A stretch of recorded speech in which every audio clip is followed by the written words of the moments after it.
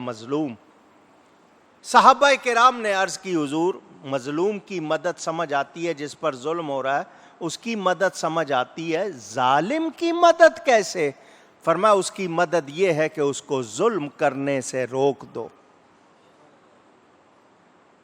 لیکن ظلم جب حد سے بڑھتا ہے تو پھر اپنا بوریا بستر گول اس کا کرنے کے لیے پھر کیا کچھ اس کو دیکھنا پڑتا ہے.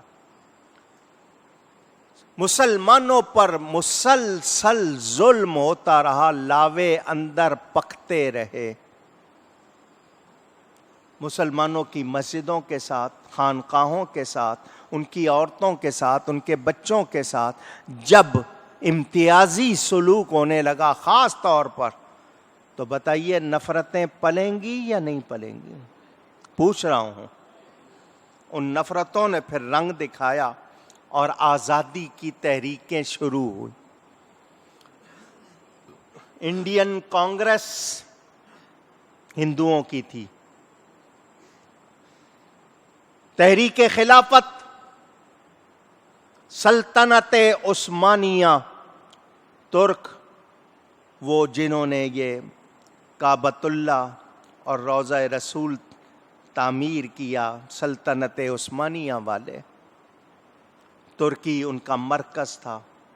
ان کی خلافت کے خلاف, کیونکہ وہ عیسائیوں سے, یہودیوں سے لڑنے میں سب سے آگے تھے, کس طرح اس خلافت کو توڑا جائے.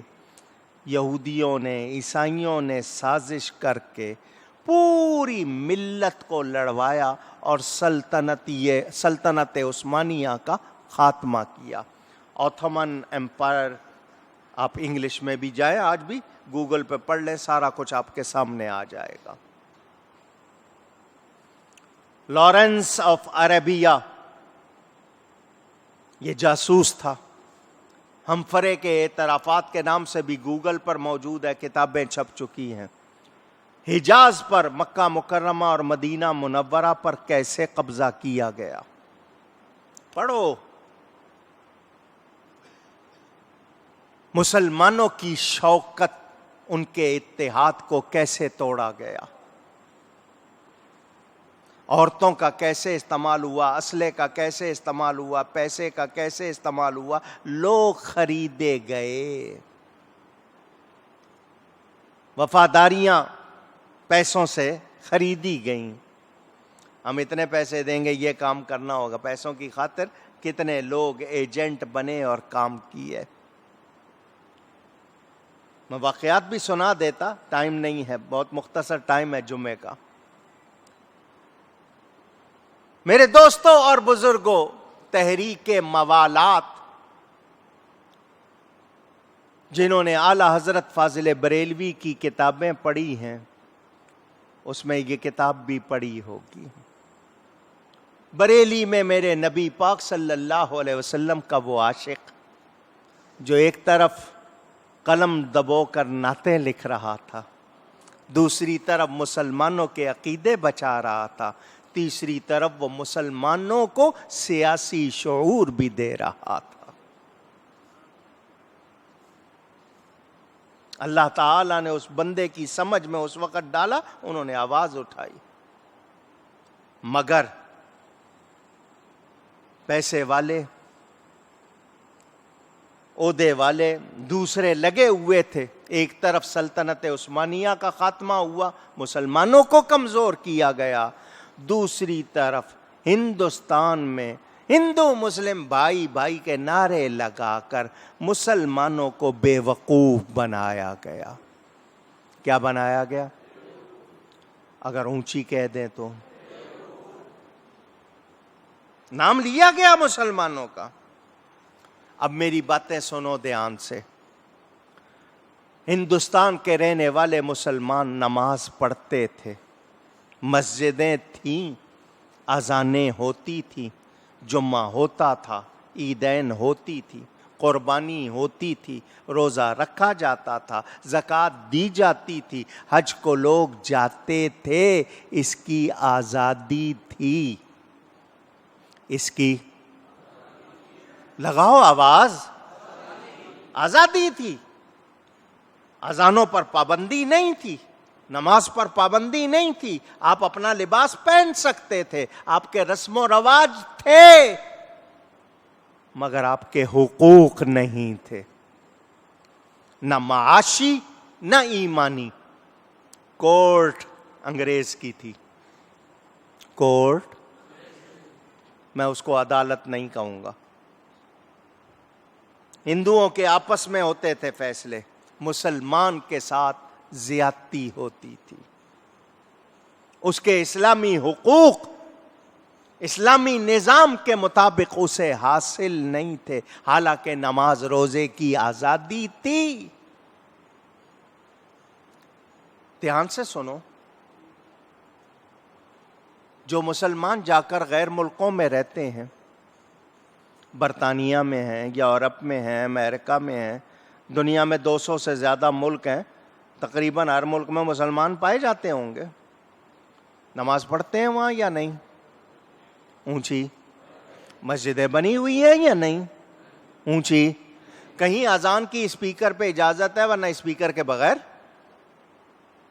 اذان ہوتی ہے، عیدیں مناتے ہیں، قربانی کرتے ہیں، گھر میں نہیں کر سکتے، سلاٹر ہاؤس میں جا کے کرتے ہیں۔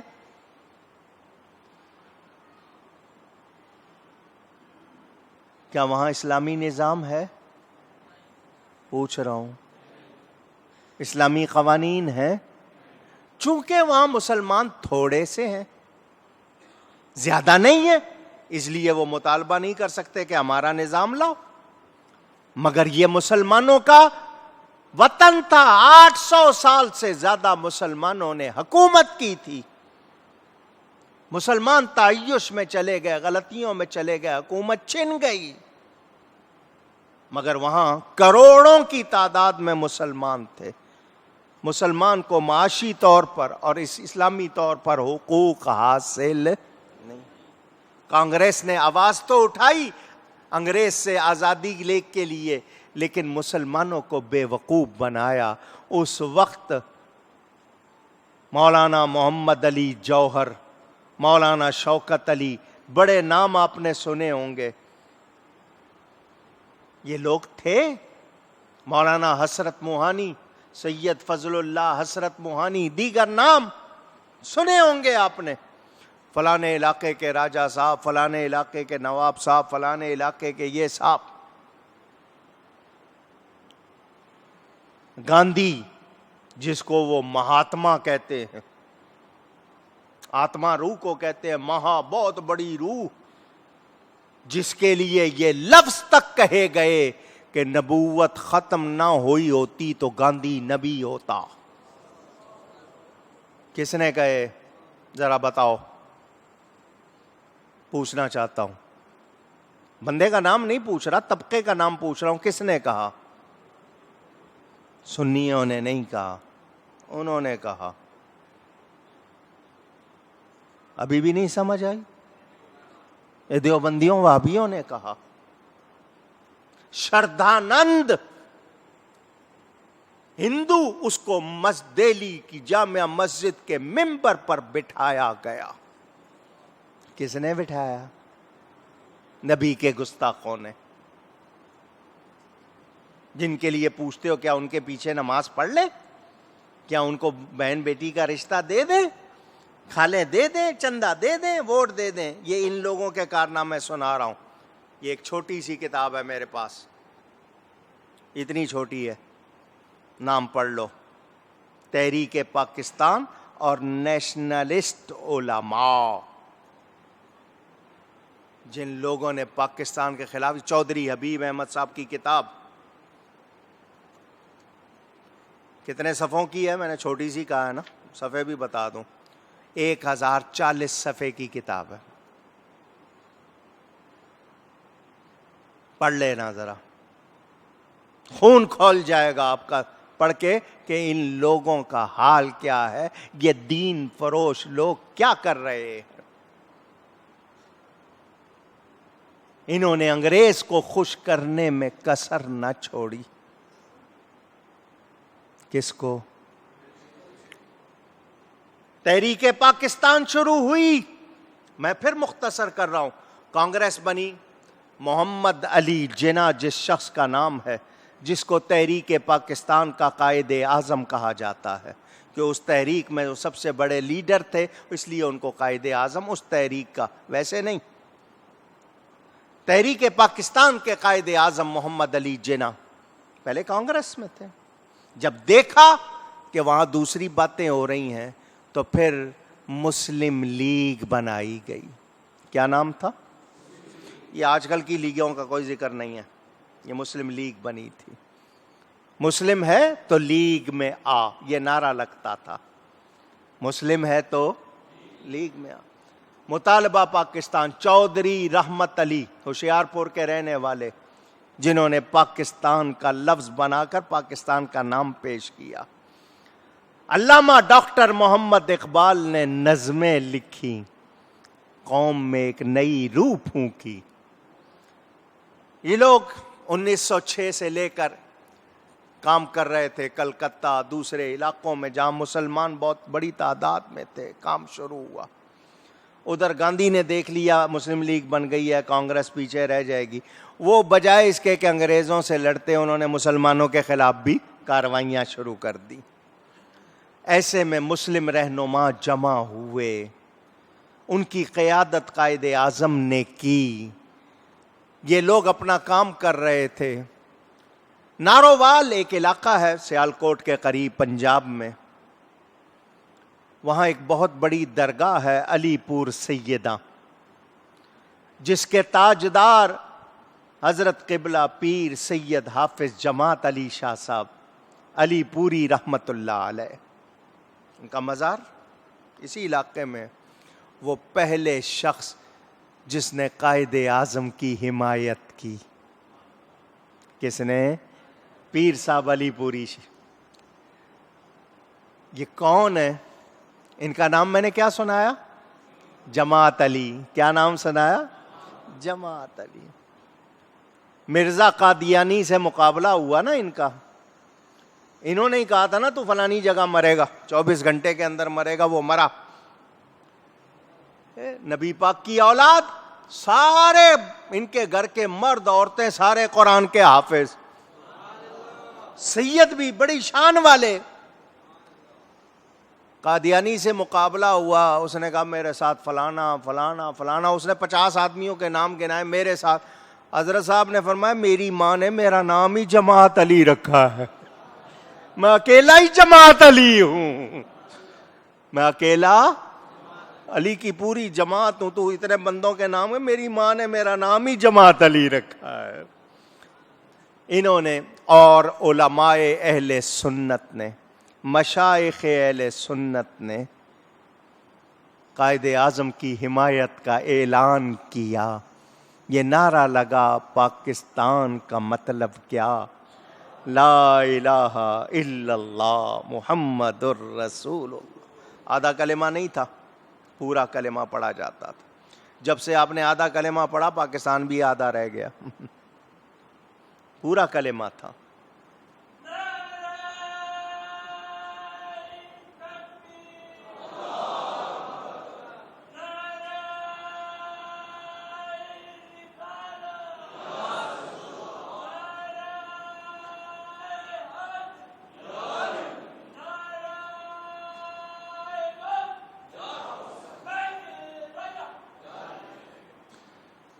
انیس سو 1940 میں قرارداد پاکستان, لاہور میں مینار بنا ہوا ہے اس جگہ پر جہاں اسٹیج لگا تھا. قرارداد پیش ہوئی, اس قرارداد کا پورا متن پڑھو. یہ جو قائد اعظم تھے ان کو اردو نہیں آتی تھی, ان کو اردو اونچی نہیں آتی تھی, ٹوٹی پھوٹی چند لفظ بولتے تھے, مگر پوری قوم جس کو انگریزی سمجھ بھی نہیں آتی تھی وہ سننے جاتی تھی. کیوں؟ ان کو پتا تھا کہ یہ پاکستان کا مقدمہ لڑ رہا ہے. پوری قوم ساتھ تھی. اس وقت شاہی مسجد کے سامنے جو میدان ہے, اس میں جب ہوئی تھی یہ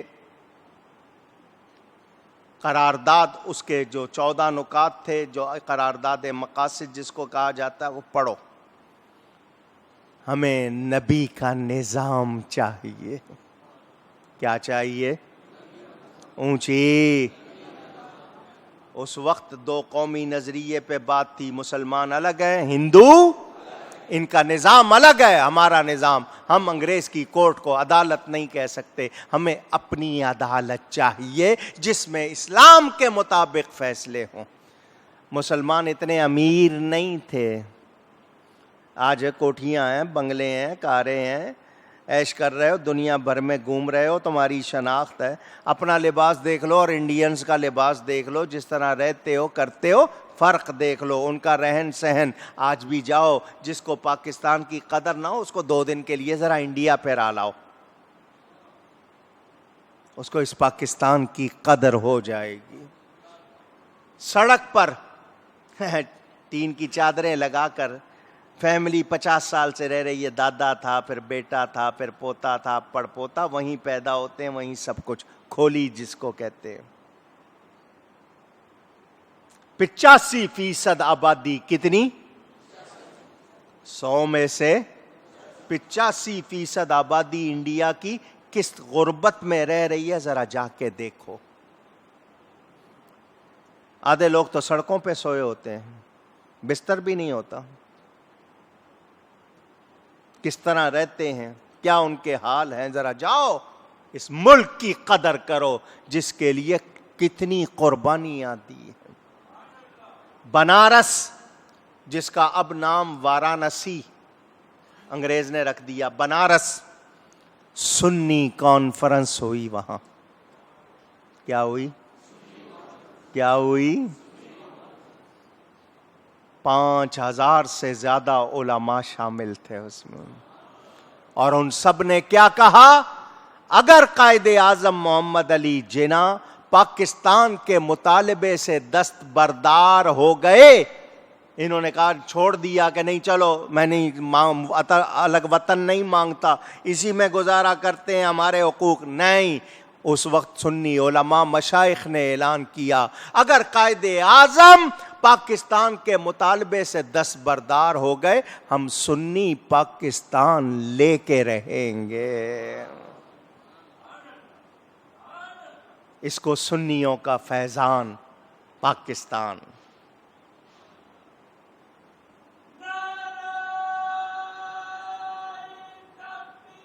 اللہ.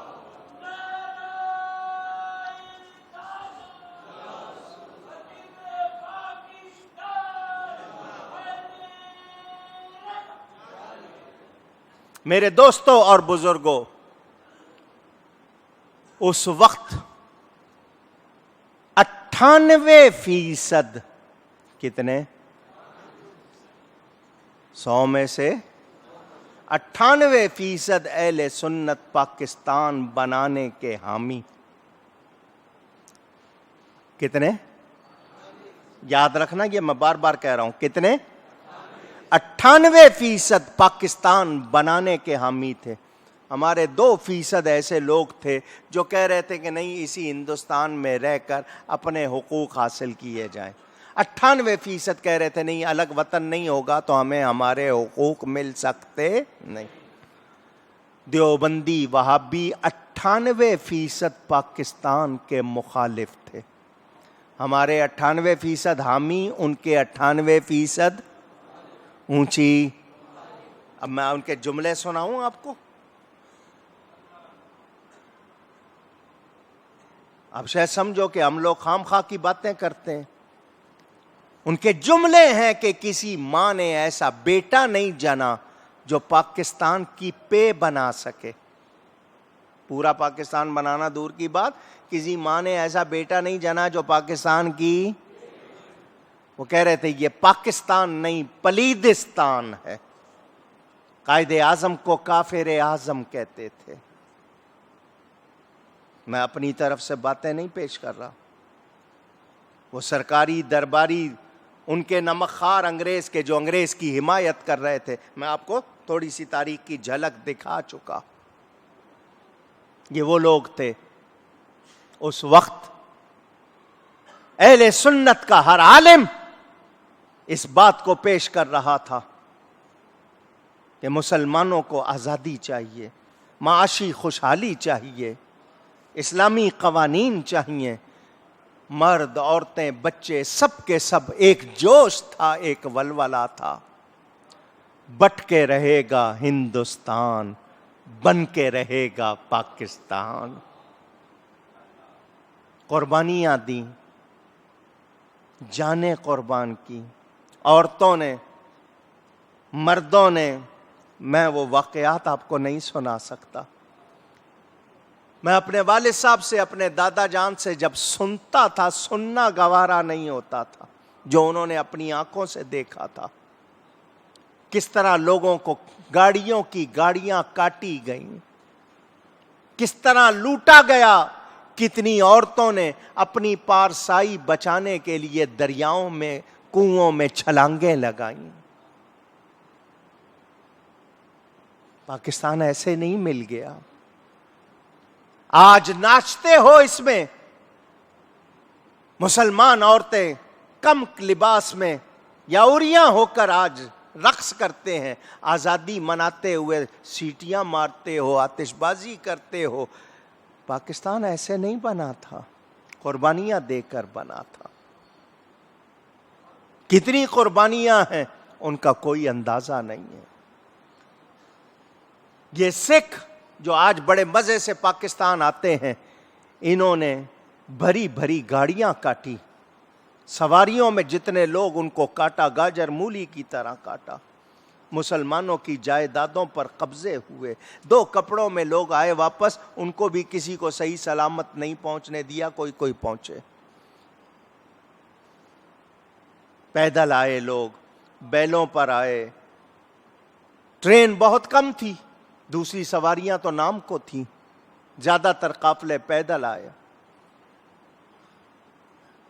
کیمپوں میں آ کے رہے۔ پھر آباد کاری میں لوگوں نے لوٹ مار شروع کی۔ کیا کچھ ہوا؟ میرے والد صاحب قبلہ مسلم لیگ کی کتنی، انہوں نے وہ جو پوری اپنی باتیں سنائیں، تمام کی تمام، جس کا خلاصہ کتنے جلسوں میں وہ جاتے تھے، نظمیں پڑھتے تھے، نعرے لگاتے تھے، تقریریں کرتے۔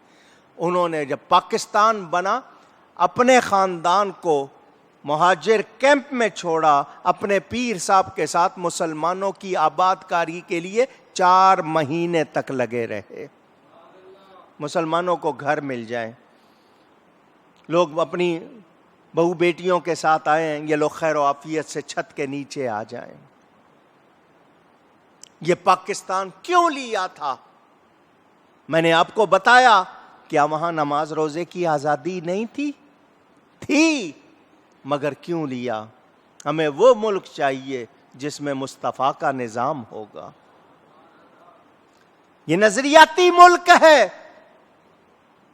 ہندوستان سے جو اس کی سرحدیں الگ کی گئی، کیوں کی گئی؟ کہ ہم اسلام کے مطابق بسر کریں گے، ہمیں انگریز سے، ہندو سے آزادی چاہیے۔ اس وقت نعرہ صرف انگریز سے آزادی کا تھا، مسلمانوں نے کہا ہمیں ہندو سے بھی آزادی چاہیے۔ آج ہم بھول گئے ان باتوں کو۔ ہم نے جسمانی طور پر شاید تھوڑی سی آزادی حاصل کی، ہمارے دماغ اب بھی ان کے غلام ہوئے ہوئے۔ ہمیں نہیں معلوم کہ ہم نے یہ وطن کیسے حاصل کیا، ہم اس کی باتوں کو بھول گئے۔ مسلمانوں، یہ مملکت خدا داد ہے۔ رمضان کا مہینہ تھا، 27ویں شب تھی جب پاکستان بننے کا اعلان ہوا تھا۔ صبح جمعۃ الوداع پہلا دن مسلمانوں نے اپنی سلطنت میں گزارا تھا۔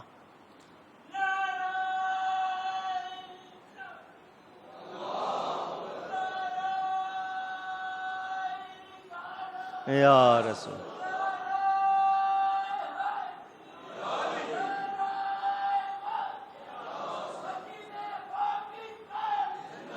اگر علماء اہل سنت قائد اعظم کا ساتھ نہ دیتے، پاکستان کا خواب شرمندہ تعبیر نہ ہوتا۔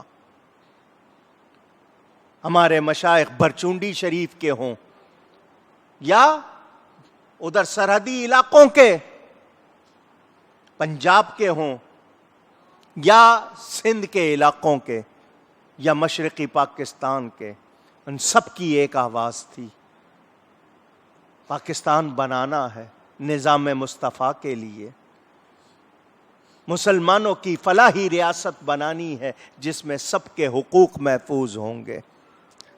اللہ کا شکر وہ ریاست بنی، وہ ملک بنا، مگر ہم نہ بن سکے، ہم نبی کے غلام نہ رہ سکے۔